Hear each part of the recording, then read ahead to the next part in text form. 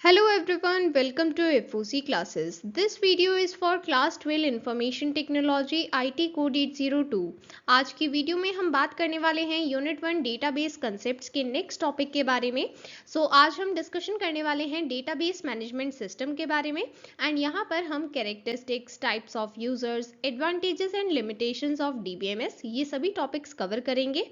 इससे पहले हमने पार्ट 1 में सभी बेसिक कंसेप्ट एंड डेफिनेशंस को डिस्कस किया है एंड साथ ही हमने ये भी समझा था कि हमें डेटाबेस की क्या नीड है एंड ट्रेडिशनल फाइल प्रोसेसिंग में क्या क्या प्रॉब्लम्स थी जिनकी वजह से हमें डेटाबेस एंड DBMS को यूज करना होगा। यहाँ पर अब हम DBMS को समझने वाले हैं।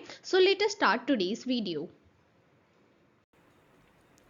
DBMS को समझने से पहले एक बार हमें डेटाबेस की डेफिनेशन को रिकॉल करना होगा। डेटाबेस क्या होता है? जब हम रिलेटेड डेटा को कलेक्ट करते हैं, उसे रिकॉर्ड करते हैं और कुछ इस तरह से ऑर्गेनाइज करते हैं कि हम उसमें से यूजफुल इंफॉर्मेशन को सर्च कर पाएँ, तब हम उसे कहते हैं डेटाबेस। यहाँ पर रिलेटेड डेटा को मैनेज करने की बात हो रही है, आपको उसे रिकॉर्ड करना होगा, ऑर्गेनाइज करना होगा।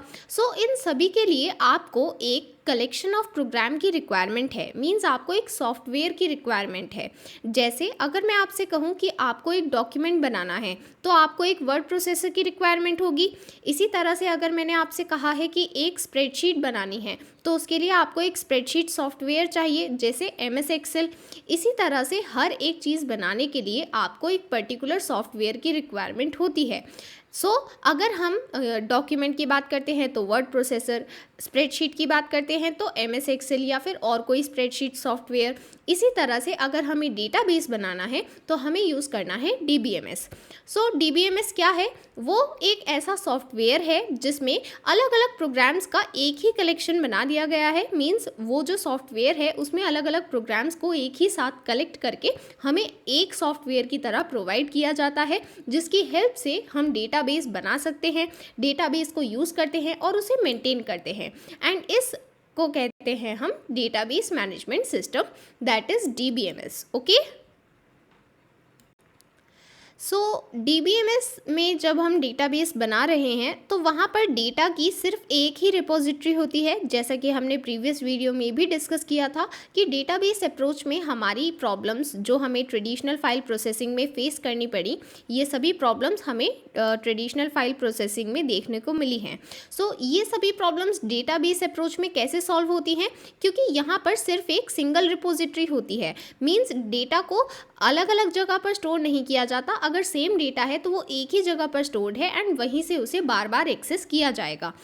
यहाँ पर बार बार हम सेम डेटा को क्रिएट नहीं करते हैं, जिस वजह से हमारा स्पेस भी बचता है एंड कंसिस्टेंसी भी बनी रहती है एंड ईजिली डेटा इंटीग्रेटेड रहता है। यहाँ पर ये तीनों प्रॉब्लम सॉल्व हो पाती हैं। जब हम DBMS की बात कर रहे हैं तो यहाँ पर डेटा की जो रिपोजिटरी है वो एक है, मीन्स एक सिंगल रिपोजिटरी है जिसे सभी एक्सेस करने वाले हैं। एंड वो किस हिसाब से एक्सेस करेंगे वो उनके यूज़ के ऊपर डिपेंड करता है। मींस आप किस पर्पस के लिए उस DBMS को यूज़ कर रहे हैं, इस पर डिपेंड करता है कि आप किस तरह से उसके डेटा को एक्सेस करने वाले हैं। पर कहाँ से एक्सेस करेंगे? ये जो सिंगल रिपोजिटरी बनी हुई है यहीं से एक्सेस करेंगे। यहाँ पर हमें ये चीज़ याद रखनी है कि DBMS के केस में डेटा को एक ही बार डिफाइन किया जाता है एंड फिर उसे अलग अलग यूजर्स अपनी रिक्वायरमेंट के अकॉर्डिंग एक्सेस करते हैं। ठीक है। अब हम समझते हैं कि हम डेटाबेस पर कौन कौन से ऑपरेशंस परफॉर्म कर सकते हैं। इसका मतलब है कि हम डेटाबेस में क्या क्या कर सकते हैं, ये चीज़ हम समझने वाले हैं। सबसे पहले हमें डेटाबेस को डिफ़ाइन करना होगा। डेटाबेस को डिफ़ाइन करने का मतलब है हमें उसका स्ट्रक्चर बनाना होगा। स्ट्रक्चर बनाने के लिए आपको वहाँ पर स्पेसिफाई करना होता है कि वो क्या डेटाबेस है, उसमें कितने टेबल्स होंगे। देन आप वहाँ पर ये भी चीज़ स्पेसिफाई करते हैं हर एक टेबल के लिए कि वहाँ पर कौन सा कॉलम होगा और कौन से कॉलम में कौन से डेटा टाइप का डेटा स्टोर किया जाएगा। मींस अगर मैंने एक टेबल बनाई है जिसका नेम है स्टूडेंट, ठीक है। अब यहाँ पर मैं सपोज करती हूँ कि दो कॉलम्स हैं, एक है नेम और एक है रोल नंबर। मुझे पता है कि जो नेम कॉलम है उसमें सिर्फ कैरेक्टर वैल्यूज़ आएंगी, मींस ऐसा तो नहीं है कि किसी स्टूडेंट के नेम में कोई नंबर आएगा, ऐसा तो नहीं है। एंड अगर बात करें रोल नंबर की, सो वहाँ पर सिर्फ नंबर ही आएंगे, मींस वहाँ पर कोई कैरेक्टर नहीं आएगा। सो जब हमें यहाँ पर डेटा टाइप को स्पेसिफाई करना है तो वो किस चीज़ का पार्ट है, वो डेटा की डेफिनेशन का पार्ट है। सो अगर आपसे पूछा जाए कि ये डेटा की डेफिनेशन क्या है, सो बेसिकली हम डेटा की डेफिनेशन में ये बताते हैं कि उसमें कौन से डेटा टाइप का डेटा स्टोर होने वाला है, मींस डेटा का क्या डेटा टाइप है।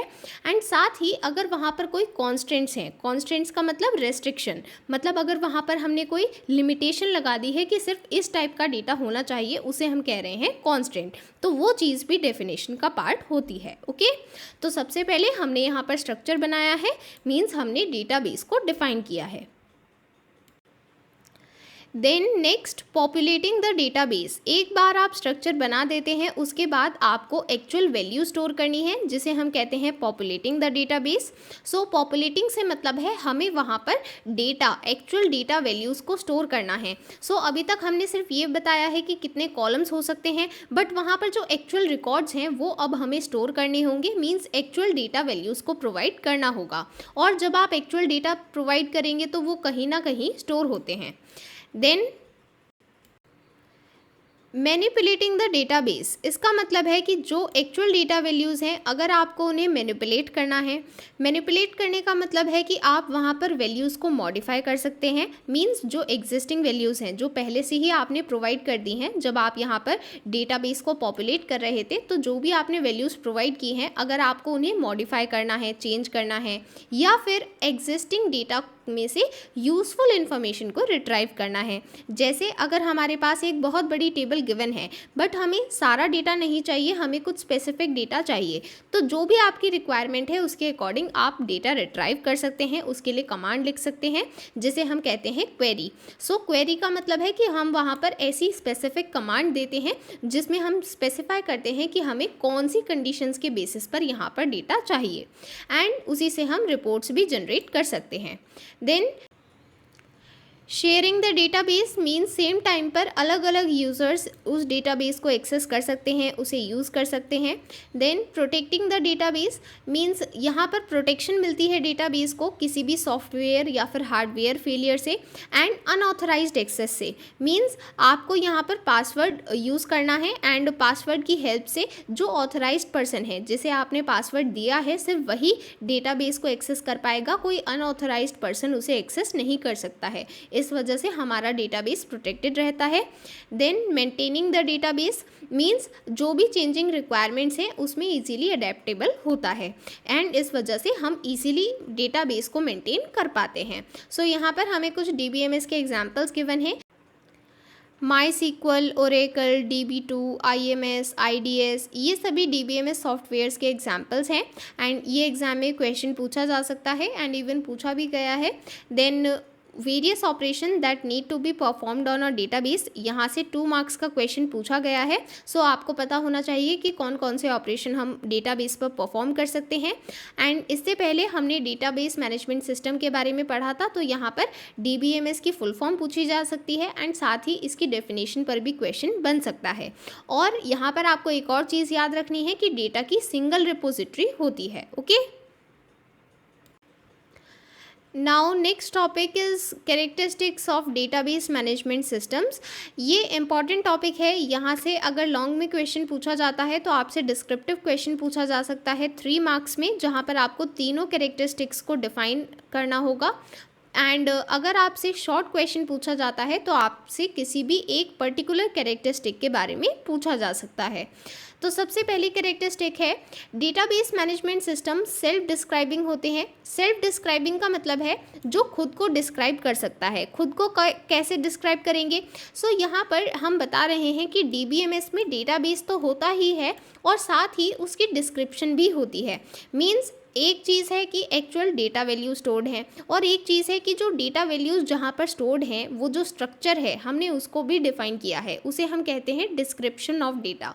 सो अभी थोड़ी देर पहले जब हमने ऑपरेशंस ऑन डेटाबेस को डिस्कस किया तब मैंने आपको ये बताया था कि हमें सबसे पहले डेटाबेस को डिफाइन करना है। सो जब हम डिफाइन कर रहे हैं इसका मतलब हम उसकी डिस्क्रिप्शन दे रहे हैं। सो इसी चीज़ को हम यहाँ पर बता रहे हैं कि जब हम DBMS की बात करते हैं तो वहाँ पर सिर्फ डेटाबेस ही नहीं बट उसकी डिस्क्रिप्शन भी होती है, इसलिए हम कह रहे हैं कि DBMS सेल्फ डिस्क्राइबिंग नेचर का होता है।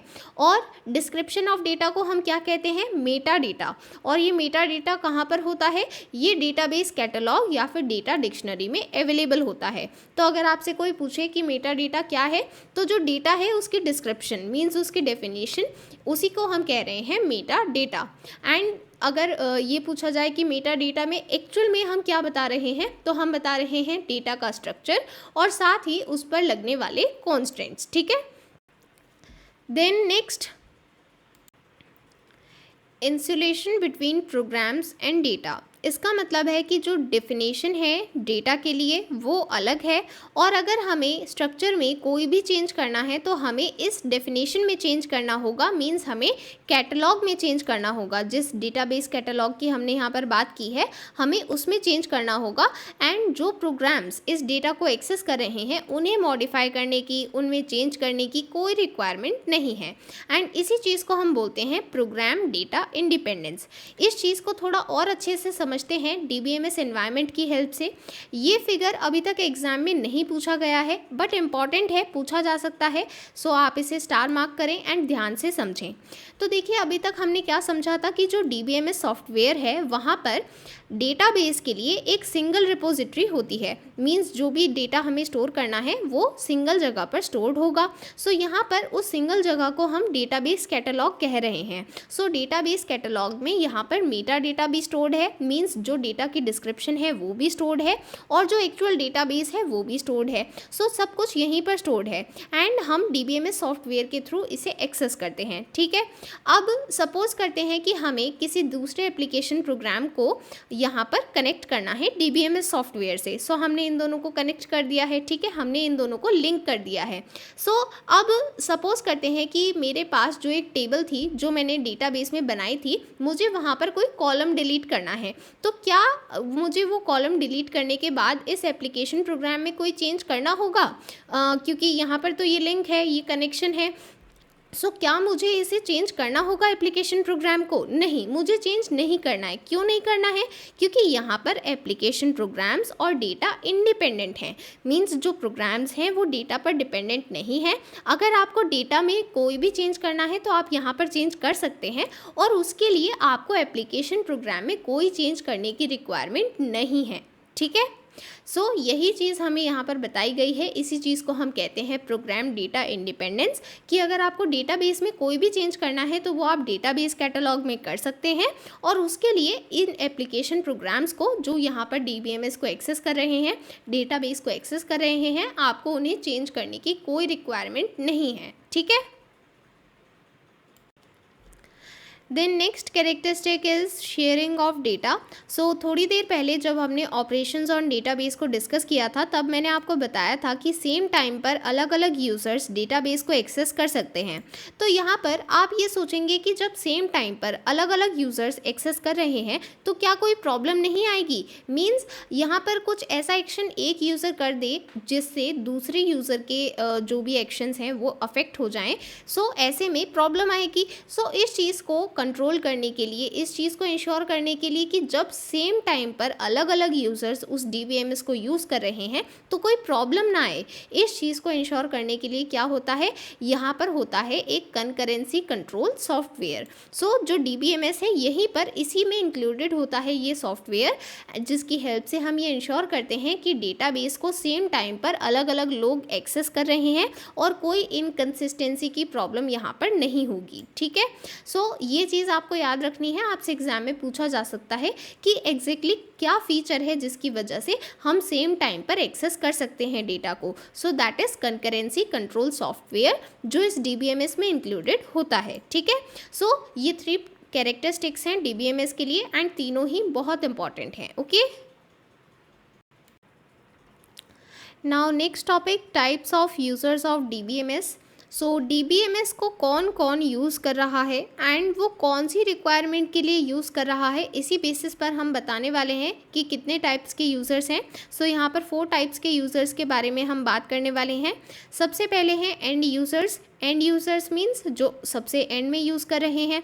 सो सबसे एंड में क्यों यूज़ किया जाएगा DBMS को? जब भी हमें डेटाबेस में कोई क्वेरी करनी है, मीन्स वहाँ से कुछ डेटा रिट्राइव करना है या फिर वहाँ पर कुछ मॉडिफिकेशन करना है डेटाबेस में, उससे रिपोर्ट्स जनरेट करनी है, ये सभी एंड टास्क हैं जिसके लिए एंड यूज़र्स DBMS को यूज़ करते हैं। तो यहाँ पर वो DBMS को सिंपली अपना काम करने के लिए यूज़ कर रहे हैं, बट डेटाबेस कैसे वर्क कर रहा है, उसे कैसे डिज़ाइन करना है, इस चीज़ के बारे में ये यूज़र्स कंसर्न नहीं हैं। सो एंड यूज़र सिंपली अपना काम करने के लिए ही DBMS को यूज़ करते हैं, ठीक है।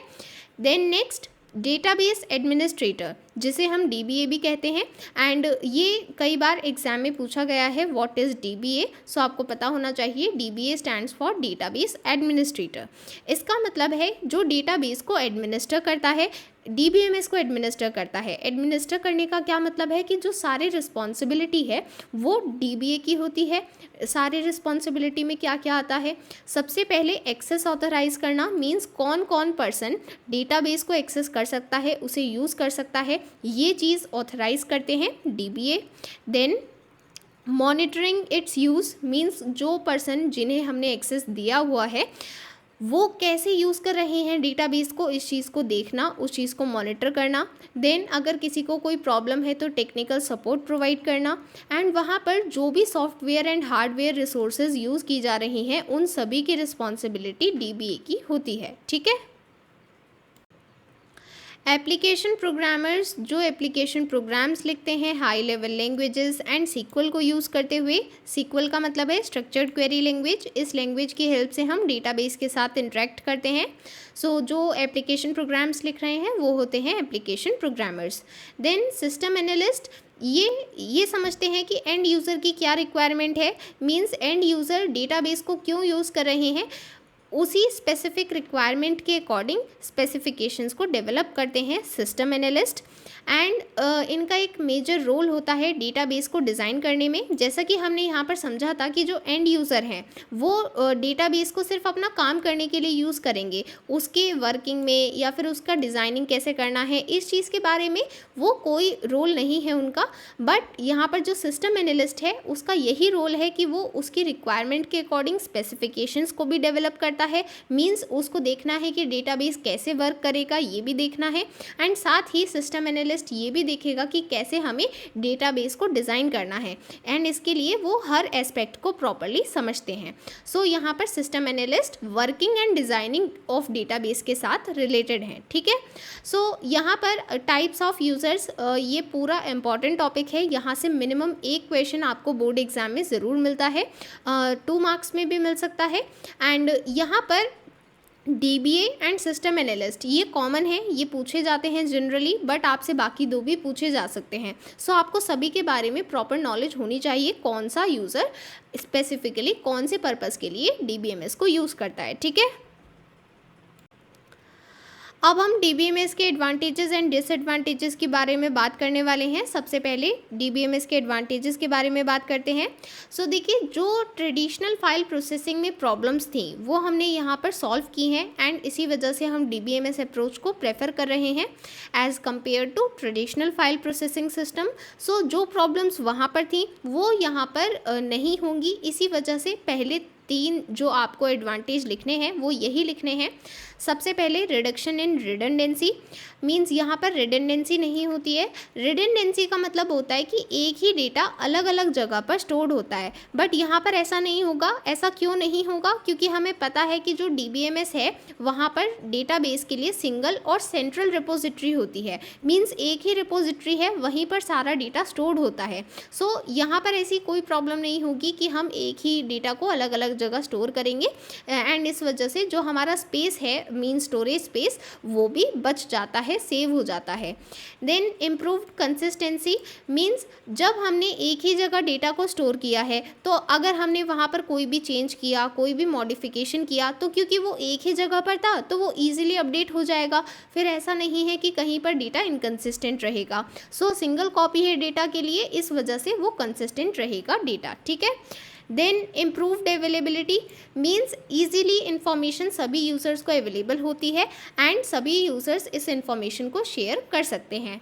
देन इम्प्रूव्ड सिक्योरिटी, मीन्स यहाँ पर जो DBA है, डेटाबेस एडमिनिस्ट्रेटर, वो पासवर्ड को यूज़ करते हैं, ये कंट्रोल करते हैं कि कौन कौन उस डेटाबेस को एक्सेस कर सकता है। इन सभी के थ्रू यहाँ पर DBA इंश्योर करते हैं कि जो डेटाबेस है वो सिक्योर रहे। Then user friendly means DBMS easily use किया जा सकता है। ऐसा नहीं है कि उसके लिए आपको बहुत ज़्यादा स्पेशलिस्ट बनना होगा या फिर सिर्फ कंप्यूटर स्पेशलिस्ट ही उसे चला सकते हैं, उसे यूज़ कर सकते हैं, ऐसा नहीं है। यहाँ पर जो एंड यूज़र्स होते हैं वो भी ईज़िली DBMS को यूज़ कर पाते हैं क्योंकि इसका यूज़र फ्रेंडली इंटरफेस होता है। सो आप ईज़िली अपना काम करने के लिए यहाँ पर DBMS को यूज़ कर सकते हैं। ठीक है। सो एडवांटेजेस से रिलेटेड अगर क्वेश्चन पूछा जाता है तो आप यहाँ पर जो भी पॉइंट लिखें उसको प्रॉपरली आप डिस्क्राइब भी कर पाएंगे। ओके। अब बात करते हैं DBMS के लिमिटेशंस मींस डिसएडवांटेजेस के बारे में। इसको समझने के लिए सबसे पहले हम एक एग्जाम्पल की बात करते हैं जिसकी हेल्प से हम इजीली समझ पाएंगे कि DBMS अप्रोच में क्या डिसएडवांटेजेस हैं। तो देखिए, सपोज करते हैं कि एक ऐसी कंपनी है जिसने अभी तक DBMS को इम्प्लीमेंट नहीं किया था। मींस जो भी उनके रिकॉर्ड्स थे वो सभी जो भी उनका रिलेटेड डेटा था वो सभी मैनुअली मेंटेन करते थे, बट टाइम के साथ उन्होंने रियलाइज़ किया कि DBMS ज़्यादा अच्छा है तो हम DBMS को इम्प्लीमेंट करते हैं। ठीक है। तो अब जब वो कहेंगे कि हमें DBMS इम्प्लीमेंट कराना है तो सबसे पहले ये एनालाइज किया जाएगा कि उनकी एग्जैक्टली रिक्वायरमेंट्स क्या हैं, मींस वो किस लिए उस DBMS को यूज़ करने वाले हैं।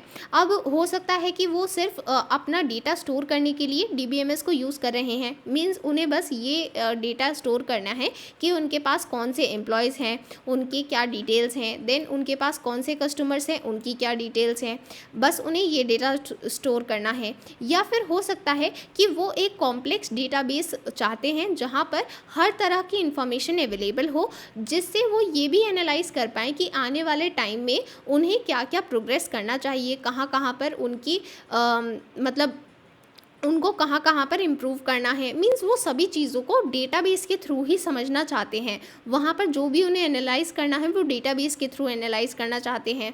तो उस केस में वो DBMS थोड़ा कॉम्प्लिकेटेड होगा, राइट। वो डेटाबेस थोड़ा कॉम्प्लेक्स होगा। जैसा कि हमने डिस्कस भी किया था कि जो DBMS का नेचर है वो सिंपल भी हो सकता है, कॉम्प्लेक्स भी हो सकता है, स्मॉल साइज़ भी हो सकता है, लार्ज साइज़ भी हो सकता है। सो अगर यहाँ पर हमारा डेटाबेस लार्ज साइज़ का है, कॉम्प्लेक्स है, तो उसे इम्प्लीमेंट करने के लिए कॉस्ट हाई लगती है और ये टाइम कंज्यूमिंग प्रोसेस होता है, क्योंकि प्रॉपर्ली समझना होगा कि जो यूज़र ये डेटाबेस बनवा रहा है, इस DBMS सिस्टम को इम्प्लीमेंट करवा रहा है, उसके क्या क्या रिक्वायरमेंट्स हैं उन सभी को प्रॉपर्ली समझना होगा।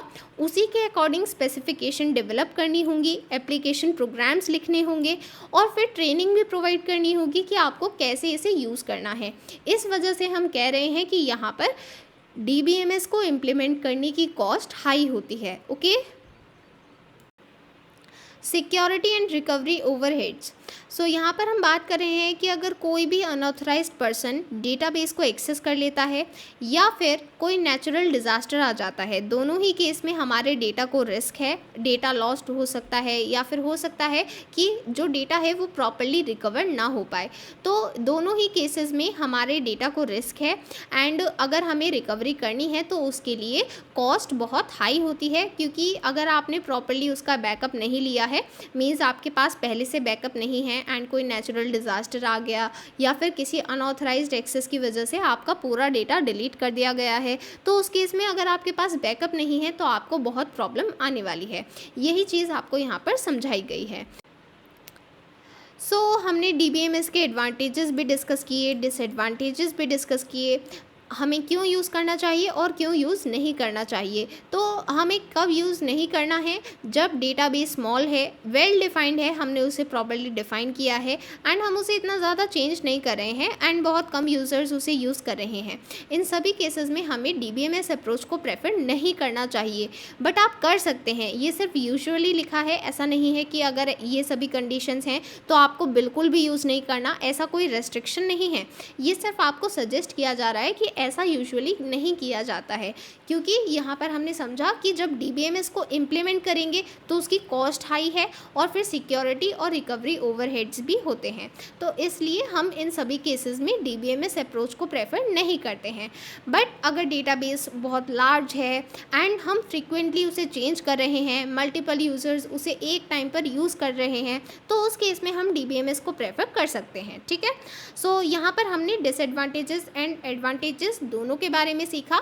आज का वीडियो यहीं पर कंप्लीट होता है। हम मिलेंगे नेक्स्ट वीडियो में। If you want to purchase IT all in one book for class 12 board exam, so you can check the links given in the description.